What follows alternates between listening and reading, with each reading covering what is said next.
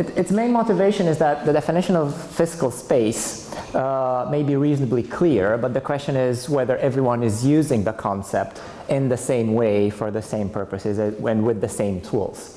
And of course, OPM has done a lot on this, but it is by no means the only provider of fiscal space analyses in any sort of setting.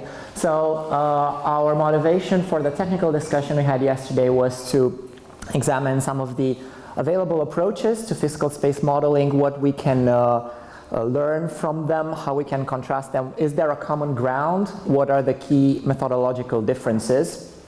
And what are potential directions going forward? So I structured these in 4 big categories. All of them refer to practically building the fiscal space model. So what's in them and what's how to put them to use. The first aspect that we touched on yesterday was about the scope of the model and how to frame fiscal space models. One of the issues was whether they refer to subsectors within health, for example, fiscal space for HIV or malaria. Do they refer to the entire health sector, or should they make references, and how explicit should they be, to the entire public spending? And this is one of the issues that we kind of went around the room. What about the others? When building fiscal space models for health, what is the responsibility to account for implications that resource allocation would have for other public spending areas, and vice versa. Another aspect was what's in the fiscal space models actually with reference to the 4 corners of the fiscal space diamond. So as Thomas presented, a fiscal space model can include options to actually increase fiscal space as well, of course, but some of these options, like airline levies, for instance, or earmarking, may not quite send the right type of message when the results of fiscal space modeling are taken forward and ministries of health engage with ministries of finance, because it sounds like you're telling us exactly what to do, and this doesn't sit very well.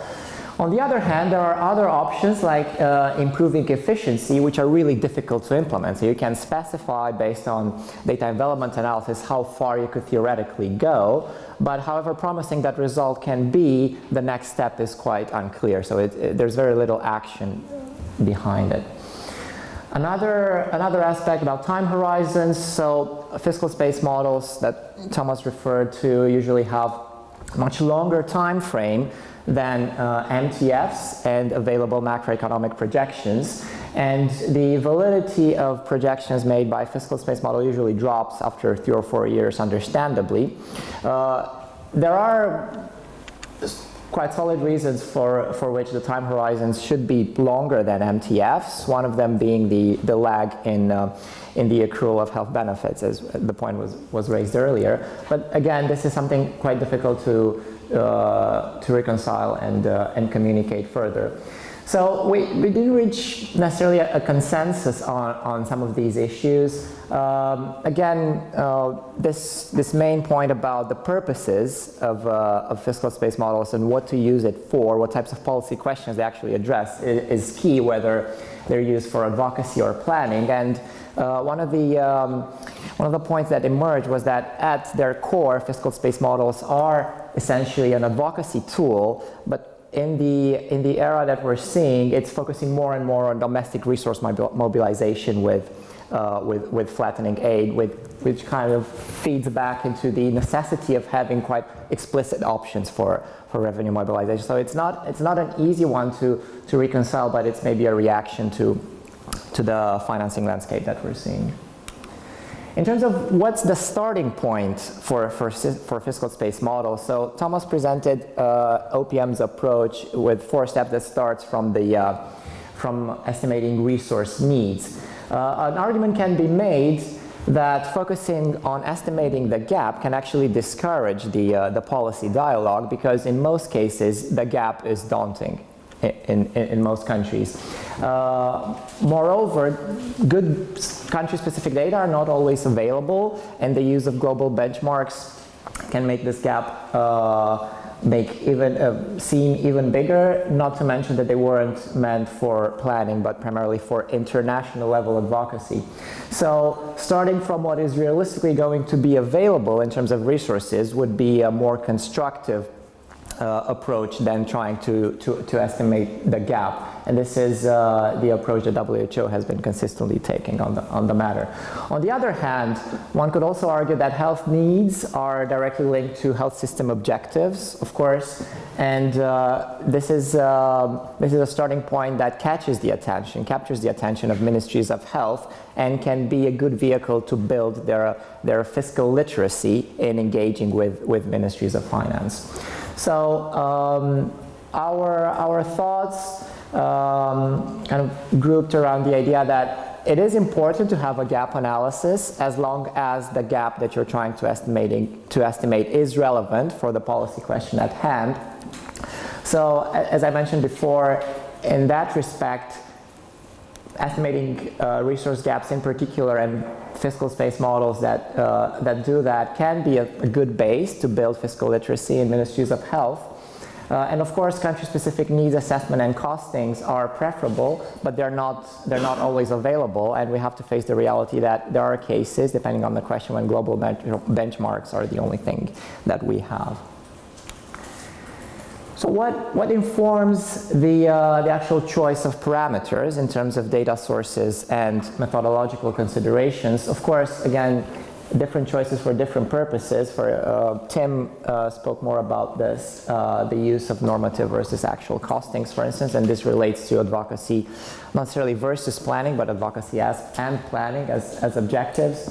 But it comes to really concrete situations, like for country level analyses, should there be parameters informed by the strategic vision for which there is political commitment in the country, or by realistic projections, for example, in terms of economic growth? Which ones to use? Some will maybe err on the side of accuracy, others will err on the side of acceptability. So not easy to reconcile, even more difficult at regional analyses, especially if there are convergence criteria, and we discussed yesterday some of the analyses did for SEDEC. So convergence criteria for a region may completely misrepresent where countries in a particular region are specifically.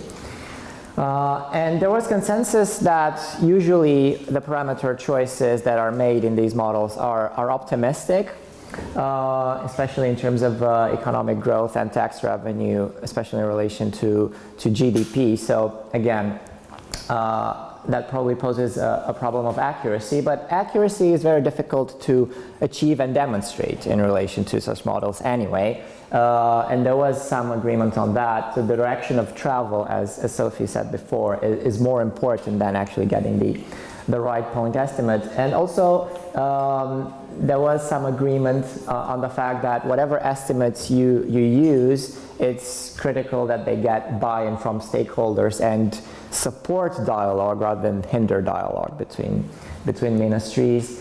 And most of them can be subject to sensitivity analysis anyway. Finally, in terms of developing the model, simple models are accepted more easily, of course, but they make trade-offs in terms of complexity and accuracy. Also, there is a risk of building the model disconnected from the budget planning cycles, as Thomas said, in dark rooms for a number of months. So the question becomes, how will these estimates actually change something in the country? We had relatively rapid agreement, I would say, on that. Of course, need for collaboration and joint accountability, use existing frameworks, and there was more discussion on the role of political economy. Nobody questions the importance of incorporating political economy in developing fiscal space models at all. The question is how exactly to do it, ranging from simple awareness of what's going on, doing a formal stakeholder mapping in the country, or a even more formal exercise, as Thomas showed earlier, on the various dimensions of acceptability for innovative financing. So that takes it to political economy analysis to a different type of level.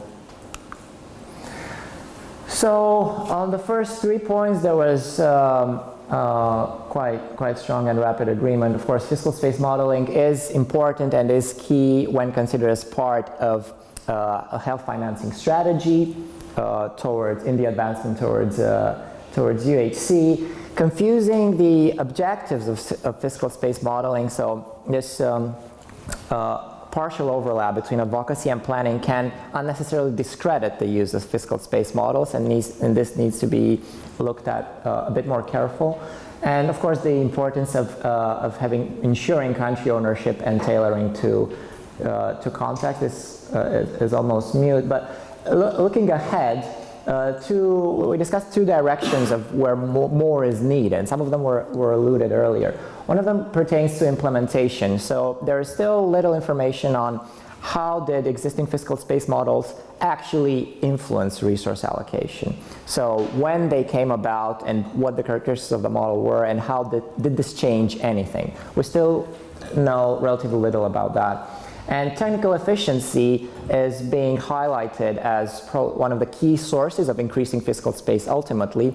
But as we discussed a bit earlier as well, going beyond, let's say, drugs, where the production function is presumably more transparent, it's very difficult to implement. So having some more detail on that could increase the value of fiscal space modeling overall. And in terms of tools, we discussed the need of a tool that integrates health needs, cost, and macroeconomic parameters.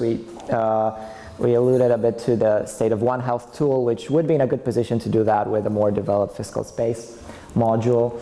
And probably one of the strategic points, there is a lack in guidance on how to incorporate allocative efficiency, both conceptually and integrating it in models, particularly in relation to how does health relate to broader public spending at large. So this was another area that was identified in need of some more developments. And that is largely it. So hopefully these points will stimulate some of the open discussion now. Thank you.